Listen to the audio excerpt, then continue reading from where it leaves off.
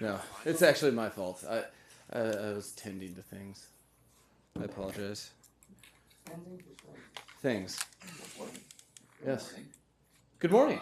So I was going to ask you. Nothing. No, I have. Well, I'm only going to ask you one thing then.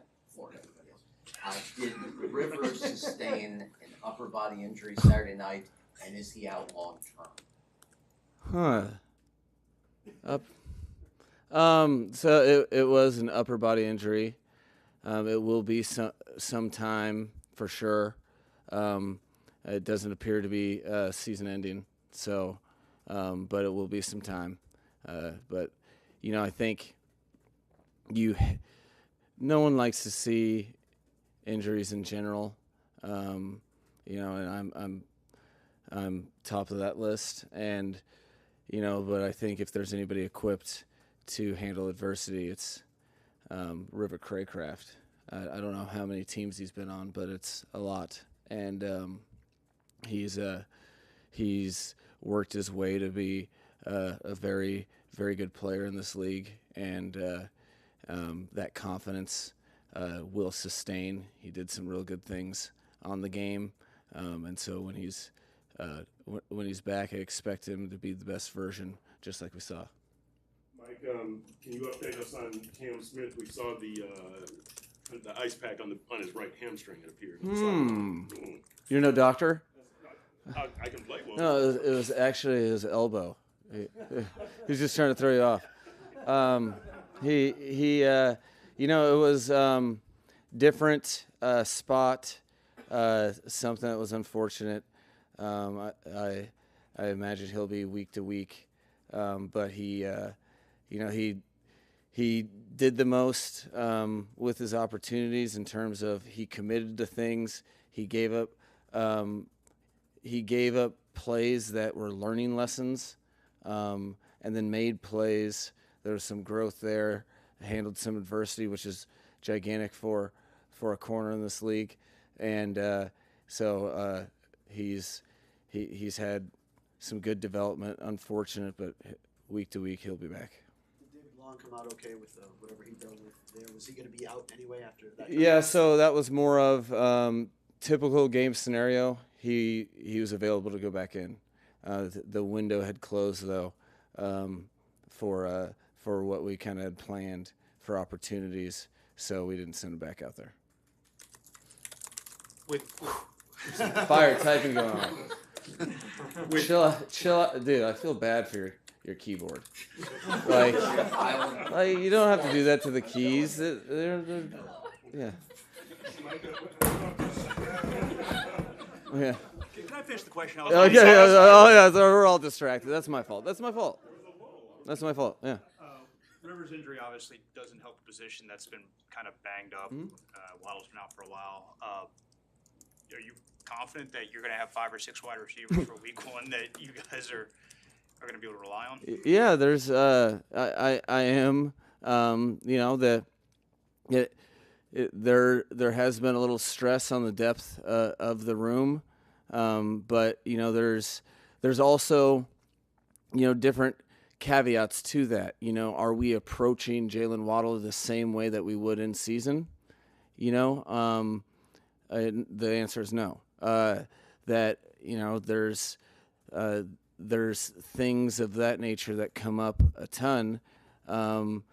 We are getting we've had a couple lineup changes, I think would be a conservative way to say it, but we're also getting a very clear picture of some very, very strong battles and giving guys opportunities. And you just that's the cool thing about football. You get to learn stuff every day. How cool is it for from my vantage point, some of the opportunities that Eric Ezukama was able to really showcase his talents. We had some of the younger receivers got a lot of involvement, whether they were getting targeted or not. We got to see really who we're working with, and we'll continue to do that. So, I think there's a silver lining to that. We're getting a lot of information, and so that's the positive with that. And you really get, there's so many people to evaluate, and this is such a tough roster to make. You do appreciate some clarity with some of those battles when you do have injuries in positions, really. Do you anticipate any change in Odell's status this week? I'm the way he works, and one thing that I've learned about Odell is he is putting his best foot forward. He's had some guys on this team that he has been teammates with on previous teams, whether in college or in the pros, and the way he's committed, they've really reassured me on how this is the best version of a rehab and meeting room version of Odell. Like, he's really going after it, but I promise you, he didn't sign up for that. So I know there will be progression. There'll be progression. There's been progression every week, but I just know what he signed up for. What we signed up with him is for a development within the offense during the course of the season, to be at our best and be at our best when our best is required. So I'm not rushing the process. I'm not worried about it, because I know the intent is right on both sides, and the intention is to not have something holding him back once he gets on the field. From you learn how we do something a certain way. You have a visual, then you go and do it with your you go and do it physically, and then you can adjust and learn quickly. It really hurts the learning process if you do it and then can't do it again, So that's where we're at with that. I don't expect to see him this week, but I expect a progression, just because I base it upon all of the information that I've gotten so far. It's been a continued progression, but we're just being very deliberate about it. Mike, could you share a little bit of how you go about advancing the offense in the offseason, either new plays, or I get you're not going to share what the new play, but I mean, do you sleep with a pad by your bed, or like the motion you brought in last year, since it's all out in the open, how did that come about? So, quite honestly, the way that our staff approaches it, and the way that I believe in, is that it starts with the off-season critique of yourself in the most brutal way possible, to really not be sensitive to like, every day we try to do our best. Are we happy with the results? Why are the results this way? What our defense is doing?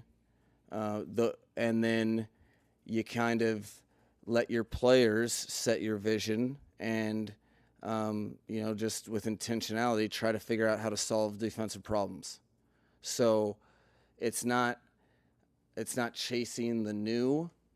It's all right. Well, this learning a new feature of a defensive responsibility, having been going against various defensive structures in this league that are pretty popular. Every time you practice against a new style, you learn new things as well. And then that when you approach practice the right way, you get reactions that are similar to that are close to game-like, and you can just evolve by trying to solve problems with the tools that you have, and that it's a fun process, because I'd never go into the off season thinking, all right, we're going to invent some new stuff, even though I know that we won't be the same version of ourselves as we were the previous. And then after that, you focus on what fundamentals and techniques are we really good at, what aren't we good at, and how do we do the stuff we're good at more. And, with all that and different defenses change every year, to have different points of emphasis of what they're trying to stop, and then you naturally evolve to that. And so it's an ever-evolving process that I don't ever see it stopping. It's only way I really know how to attack the off season and try to get better. Like Tua just said during a recent interview that it's taken about 2 years for himself and others on the team to overcome some of the self-doubt that was sown in by the former coach here. What's it been like for you to be along that ride over the last 2 years, and what do you think the status is of that now for those players? I think there's been so much talked about with, I think there's some, just naturally when different people are leading the organization that happens. I think for me, especially right now, I'm so laser focused into what this locker room needs and this particular set of circumstances that, it's hard for me to kind of really appropriately assess that. It feels like, I think it almost, I'm not spending much time patting myself on the back for much, and I think there's a lot of players that have grown since I've been here, and that growth is all that I care about, and the inherent growth that they've already had. I'm just really focused on pushing guys to be their best selves, or the best version of themselves, and reach new heights. And that's got me plenty occupied. That I don't really have time to reflect like that. So, what does that mean? Today's awesome. Mike, how would you describe your comfort level with the quarterback situation right now? Well, I think it's funny to I have a lot of the I guess let's peel it back. Let's go back to I have a good amount of history with both quarterbacks, and both quarterbacks have been able to win NFL football games against good opponents. In the regular season, and they both have things about their game that I really like, and so this whole off season, I think we started with acknowledging that, and how can we appropriately find some distinction between the two. Just because we felt like they've both proven in years past to be quality backups. So, quite honestly, what the approach that I've kind of taken is to create super difficult situations for both of them. And as that manifests, that's whether the play calling choice, the situations that I'm asking.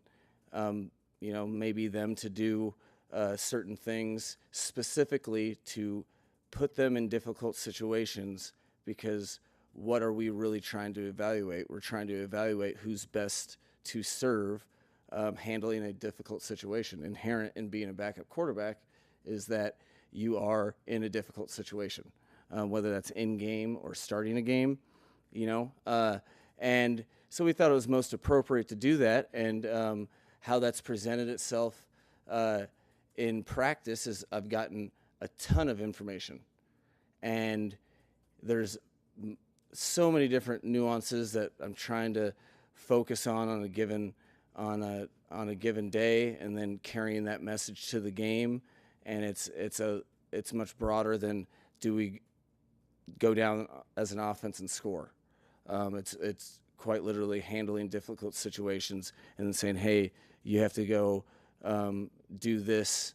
I'm going to call this play probably against a non-premier coverage, and let's see what you do. You're going to play a quarter with a receiver playing running back. How do you respond? And so from my vantage point, I kind of I feel bad because all that information, if I were whether I was a fan or I was sitting in your guys' seats, it would. I'm not sure if it totally reflects the entire process and all the information. So, I'm looking for nuances, resolve, the conviction after a bad play happens, how the offense is coming to the line of scrimmage, how you're leading them, all sorts of different things on top of what I've already learned about them.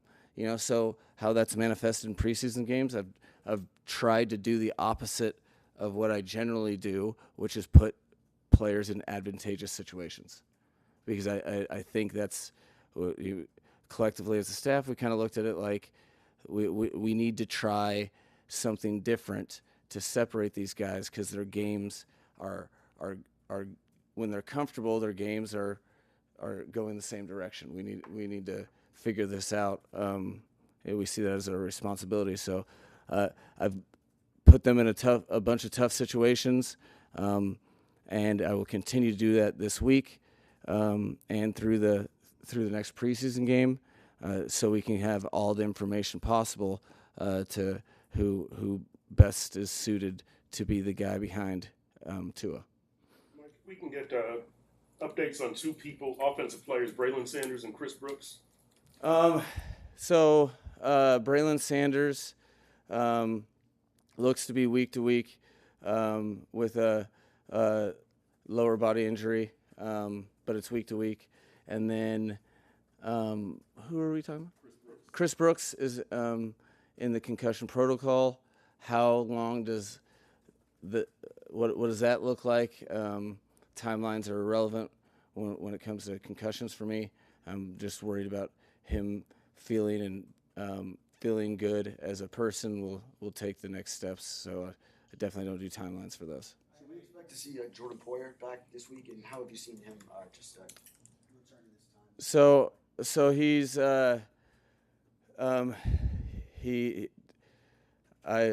I think the locker room shares my affinity for Jordan Poyer. You talk about a pro's pro that's really added a ton of value on and off the field for our team already, and that he's a warrior, and I think he'll exhibit some of that this week because he'll be back on the field probably sooner than most would.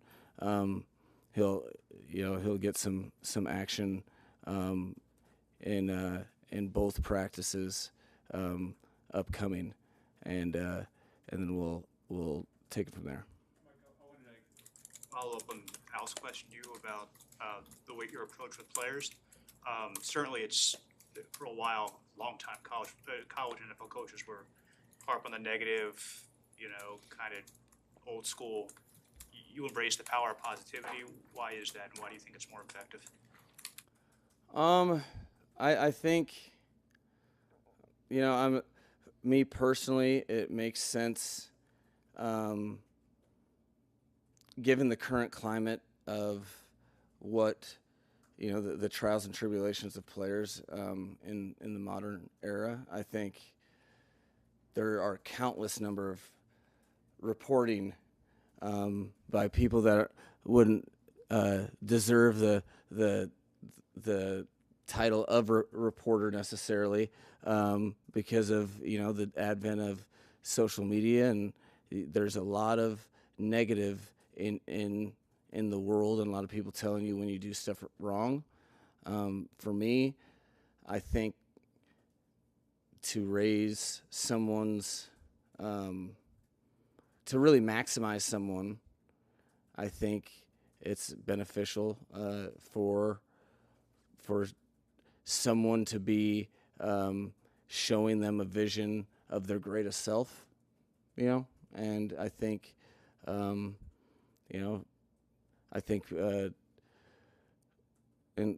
quite honestly, I think it's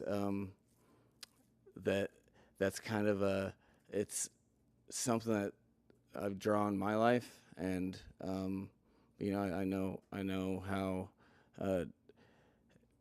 for if my mother didn't pitch to me that I was worth something, I don't know where I'd be, So I think that it just, for me, that's the way that I approach it. I don't think there's any absolute way to do anything, but for me and to reach players, it's what's made sense in my journey, and I kind of just stick to myself and what makes sense for me to do my job as I see it for them. So. Based on what you just said, I think there's, even though it may not seem this way, there's maybe a connection to what we were talking about earlier about Odell Beckham, because this past week he got into an online debate, if you want to call it that, with fans who were jumping on his case, saying basically that he was slacking and wasn't working hard to get back on the field. Any message you care to share with fans to consider how hard players work to get back on the field when they're hurt? Well, so that was news. It was a social media. Okay. And Odell fired back at several times.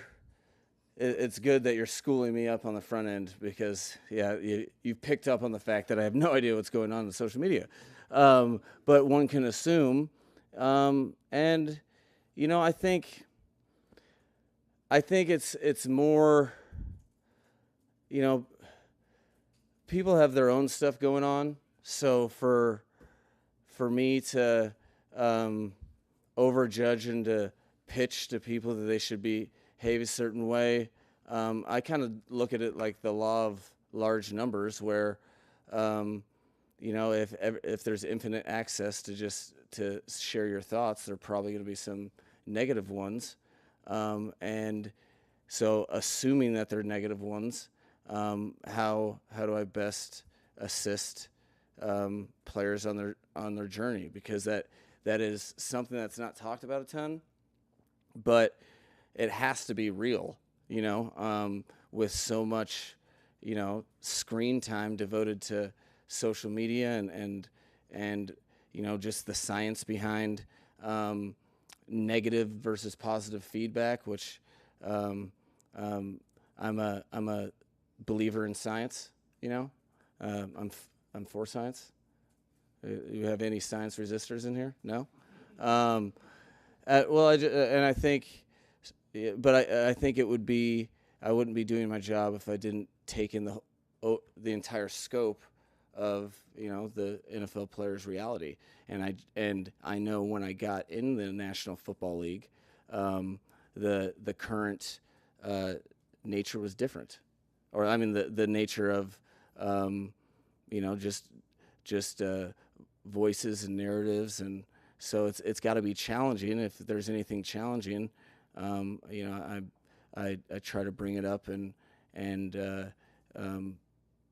weigh whatever I'm doing against outside influences, and I would have to be completely unaware not to know that there's a lot of narratives built upon results that a lot of times are compounding in nature towards individuals, because a lot of people care about the results of games. And I also know that there's a reason there's multiple reasons why it's good that I don't have social media. And if I was my 15-year-old self, or my 7-year-old self, or my 22-year-old self, and I've cried and said a lot of things growing up about results that I was not wishing to happen. I was really mad at a lot of players that I didn't know in 1989 when the Broncos were getting, scorched by the 49ers. So I think that's a part of it too, and I try to make sure that guys do understand that the people with opinions do pay the bills, but they also don't know the whole story, and you shouldn't over-invest into narratives. But I understand that you're also people as well. So it's very. I just think it's the way that things are and probably will look moving forward, and it's best to be an asset of value for your guys, and then I don't vilify fans' opinions. They're entitled to, and I can absolutely understand. That sometimes people say stuff. Maybe they mean it, maybe they don't. But I know growing up when the Broncos lost, my week was ruined, and I was mad. So that's a reality too. Take on this Noah Lyles, Tyreek Hill potential race. I don't know if you've heard anything about it. You just said that you off of social media, but apparently Reek wants to race the 100-meter champion. Your thoughts? Do you think he'll win? What have you heard anything about this? I mean, I would love to weigh in. Can we get one of our division opponents to sign Noah Lyles so I could actually care about the race? Because if it's on a football field, I know those circumstances. I think Tyreek's one of one, and I don't put anything past him. I know Noah Lyles is really fast, so I appreciate the competitors being competitive, and let's get him in a division opponent so the result of that race can actually matter. Mike? Thanks, Mike.